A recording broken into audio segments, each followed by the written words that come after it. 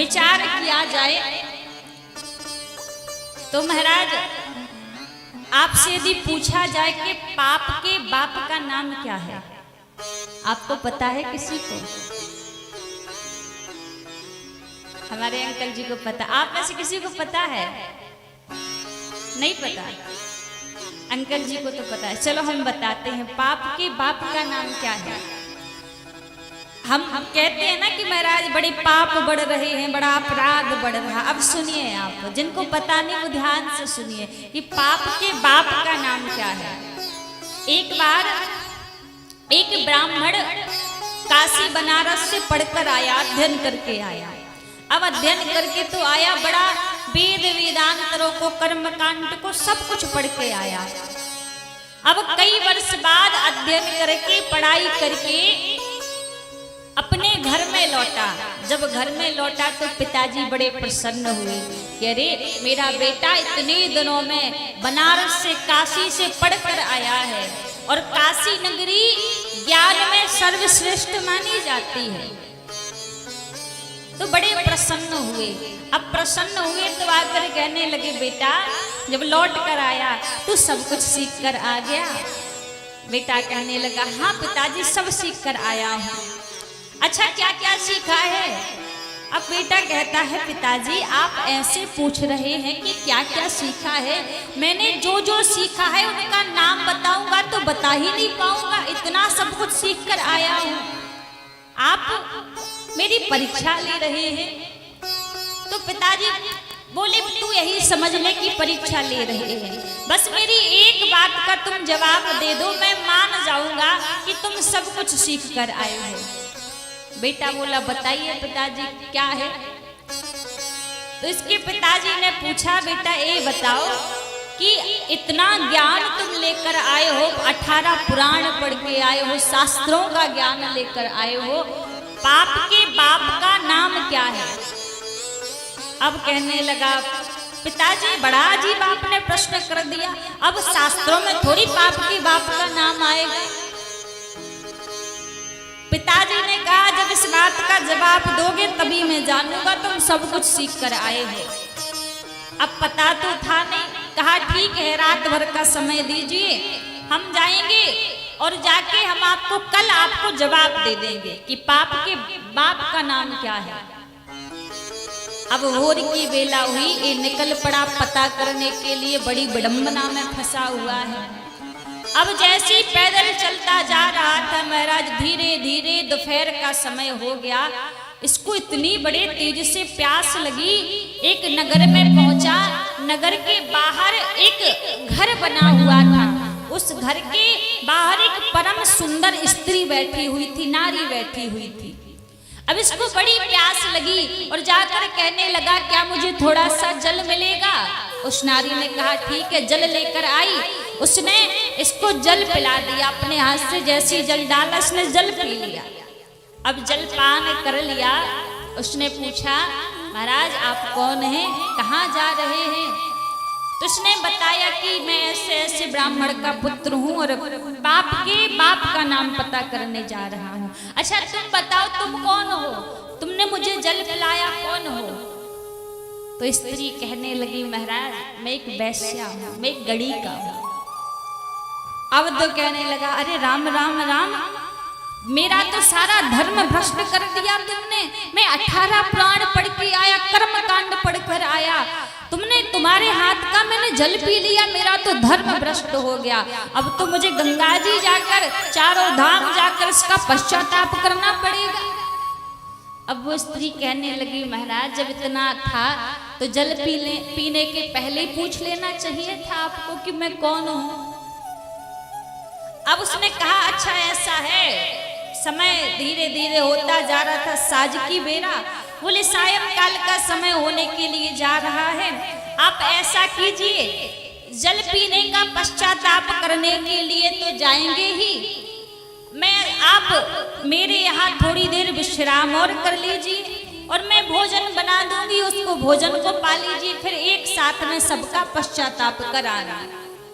कहने लगा, अरे मैं तुम्हारे यहाँ में एक ब्राह्मण, कर्मकांडी ब्राह्मण, तुम्हारे घर में मैं विश्राम करूंगा? अरे मैं तुम्हारे हाथ का बना भोजन करूंगा, अरे कभी नहीं।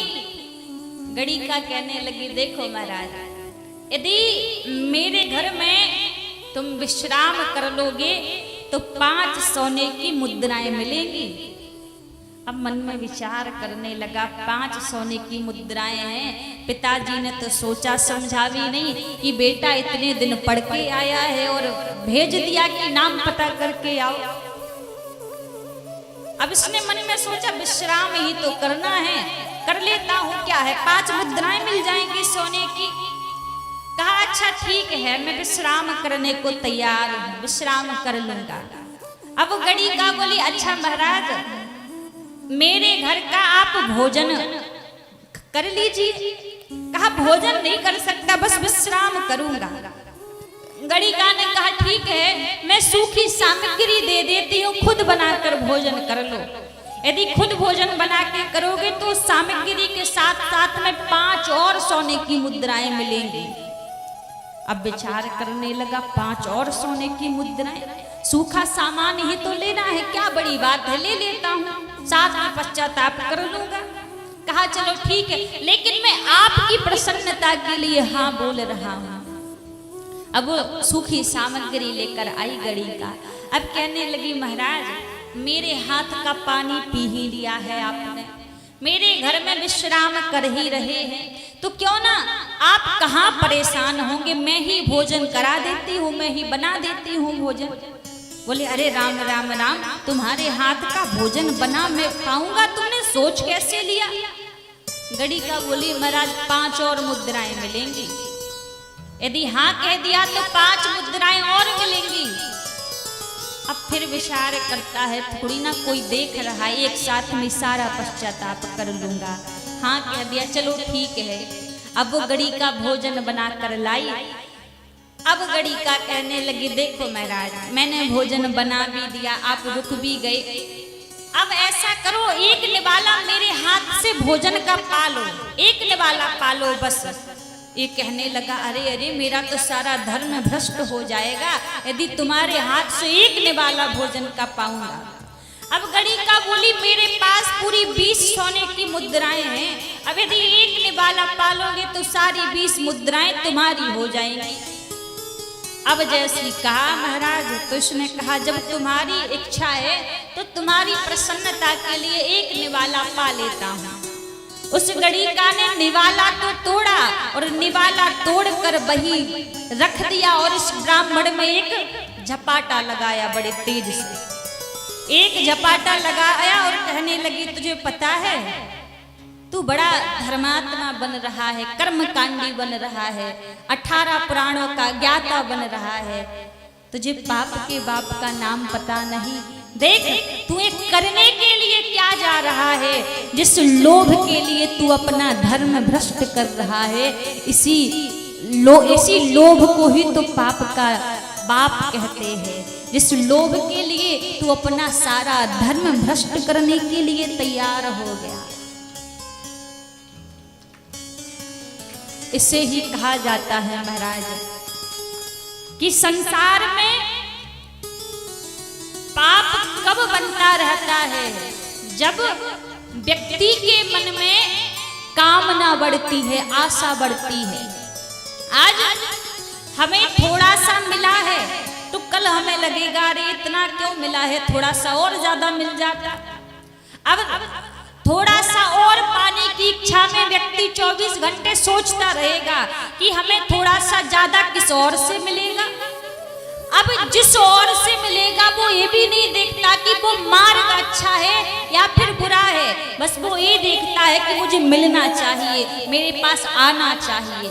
किसी के मन को कष्ट पहुंचे पहुंचने दो, किसी के धर्म को कष्ट पहुंचे पहुंचने दो, किसी की मृत्यु हो जाए, किसी का कोई अपराध बन जाए, व्यक्ति देखता नहीं है, उसे बस लगता है भी तो और आने दो, ये कम है और आने दो। और ये जो मन का ये जो तृष्णा रूपी घड़ा है, जो गड्ढा है, ये कभी भरता नहीं है।